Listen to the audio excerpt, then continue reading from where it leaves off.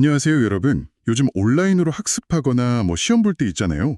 그럴 때마다 데이터가 정말 어마어마하게 쌓인다는 거 혹시 아셨나요? 네, 맞아요.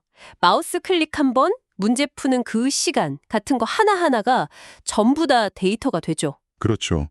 그래서 오늘은 이 엄청난 디지털 학습 데이터를 어떻게 좀 의미 있게 들여다볼 수 있을까? 바로 계산 심리 측정학에 대해서 좀 깊이 파고들어 보려고 합니다. 오늘 저희가 참고한 자료도 이 분야 방법론 책의 일부고요. 네, 맞습니다. 특히 디지털 학습 환경이 워낙 보편화되면서 예전이랑은 비교도 안 될 만큼 복잡하고 또 상세한 데이터들이 막 쌓이고 있거든요. 예를 들면 어떤 거죠? 로그 파일이라든가 사용자와 시스템 간의 상호작용 기록 같은 것들이요. 이런 데이터가 정말 방대해요. 아하, 그런 데이터들. 바로 이 지점에서 계산 심리 측정학이 중요해지는 거군요. 네, 그렇죠. 기존의 어떤 심리 측정 방법들 있잖아요. 고전 검사 이론이나 문항 반응 이론 같은 거요. 네네. CT나 IRT 말씀이시죠? 네, 맞습니다. 그런 것들은 사실 이렇게 실시간으로 계속 변하고 상호작용하는 데이터를 분석하는 데는 좀 한계가 있었어요. 어떤 한계일까요? 예를 들면 측정하는 동안에는 그 사람의 능력이 변하지 않는다고 가정하는 경우가 많은데 사실 학습하면서 능력은 계속 변하잖아요. 아, 맞아요. 배우면서 달라지니까요. 네. 그리고 사회 인지적 관점에서 보면 평가는 단순히 뭘 아냐? 이것만 재는 게 아니거든요. 그럼 뭘 더 봐야 할까요? 실제 어떤 상황? 자료에서는 이걸 삶의 맥락적 패턴, LCS 패턴이라고 하던데 이런 실제 활동 속에서 능력을 어떻게 쓰는지를 봐야 한다는 거죠. 아, 실제 활동 속에서요? 네, 디지털 환경은 바로 그런 문제 해결 과정이나 다른 사람과 협업하는 그런 복잡한 역량이 드러나는 순간을 포착할 기회를 주는 거고요. 이게 기존 방식과의 굉장히 큰 차이점입니다. 와, 단순히 결과 점수만 보는 게 아니라 그 과정, 그 활동 속에서 능력이 어떻게 나타나는지를 본다는 거네요. 정말 흥미로운데요? 네네. 그래서 계산 심리 측정학은 이런 복잡한 데이터를 분석해서 학습자 역량을 좀 더 깊이 이해하려는 그런 필요 때문에 나왔군요. 정확합니다. 그래서 계산 심리 측정학은 전통적인 심리 측정 이론에다가 요즘 많이 쓰는 데이터 과학이나 머신러닝 기술을 합친 거라고 보시면 돼요.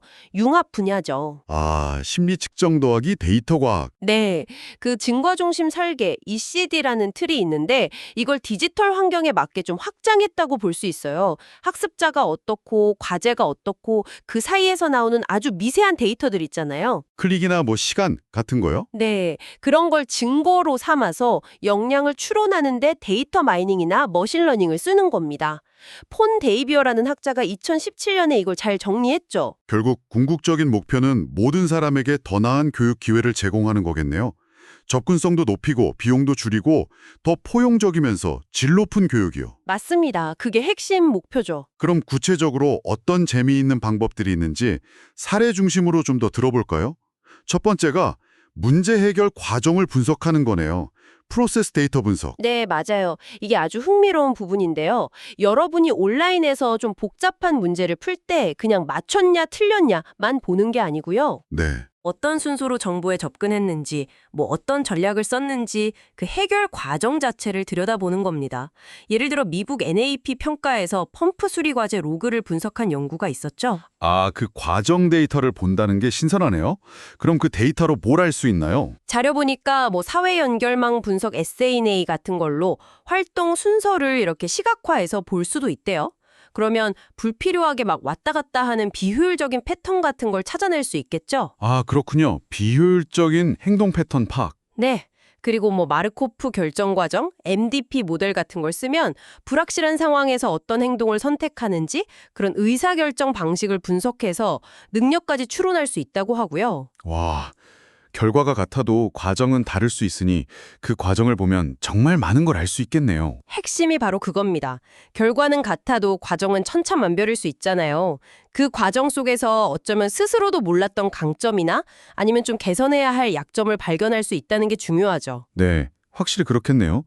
그럼 두 번째 사례는 텍스트나 협업 데이터 분석인가요? NLP나 비지도 학습 이런 말이 나오네요. 네, 자연어 처리 NLP 기술은 예를 들면 여러분이 쓴 글, 에세이 같은 걸 자동으로 채점하는 시스템 AES에 쓰이고요. 아, 자동 채점. 네, 또는 뭐 토론 게시판 같은 데 올라온 글들을 분석해서 어떤 주제가 주로 오가는지, 학생들이 어떻게 상호작용하는지 이런 걸 파악하는 데도 쓰이죠. 어떻게 분석하는 건가요? 간단하게 원리만이라도. 아주 간단히 말하면 글 안에서 어떤 단어가 얼마나 중요하게 쓰였는지 TF-TIDF 같은 걸로 가중치를 주고요. 아니면 글 전체에 숨어있는 어떤 주제들이 있는지 토픽 모델링 같은 걸로 파악하는 방식이에요. 그렇군요. 비지도 학습은 뭔가요? 클러스터링. 비제도 학습은 미리 어떤 정답이나 레이블이 없는 데이터에서 그냥 데이터의 패턴만 보고 비슷한 애들끼리 묶어주는 거예요. 클러스터링이 대표적이죠. 예를 들면요. 예를 들어 특별한 지시 없이도 학습 기록 데이터를 분석해서 뭐 비슷한 학습 행동 패턴을 보이는 학생들 그룹을 찾아내는 거죠. K평준이나 DB스캔 같은 알고리즘을 쓰고요. 아하. 대규모 텍스트나 상호작용 데이터 속에 숨은 패턴이나 학습자 그룹의 특징을 발견하는 데 유용하겠네요. 그렇죠. 그냥 봐서는 알기 힘든 것들을 찾아낼 수 있으니까요. 자, 마지막 사례. 이건 좀 익숙할 수도 있겠는데요. 맞춤형 학습 시스템, 적응학습 관련 기술이네요. 맞습니다. 요즘 이런 시스템 많잖아요. 학습자의 현재 지식 상태를 실시간으로 파악해서 그 수준에 맞는 학습 컨텐츠나 문제 난이도를 딱 조절해 주는 거예요. 네, 그런 거요. 그 기반 기술이군요. 네, 베이지 추론 원리를 많이 활용하는데요. 쉽게 말하면 기존에 알고 있던 정보, 사전 정보랑 학습자가 새로 보여준 반응, 증거를 계속 합쳐서 이 학생의 지식 상태가 지금 이 정도 확률로 이렇겠구나 하고 계속 업데이트하고 예측하는 방식이에요. 계속 실시간으로 추적하면서요. 네, 뭐 BKT나 PFA, 엘로 같은 모델들이 다 이런 접근법을 기반으로 합니다. 동적 베이즈망, DBM 같은 것도 관련 있고요. 와, 정말 학습자 한 명 한 명에게 최적화된 그런 학습 경험을 제공하려는 거네요. 기술들이 정말 강력한데요? 네, 맞습니다. 계산 심리 측정학은 이렇게 복잡한 디지털 데이터 속에서 학습과 역량을 정말 깊이 이해하고 이걸 바탕으로 더 정교하고 효과적인 평가 그리고 맞춤형 학습 설계를 가능하게 하는 핵심 열쇠라고 할 수 있겠습니다. 왜 오늘 계산 심리 측정학이라는 좀 생소할 수 있는 분야를 같이 쭉 훑어봤는데요.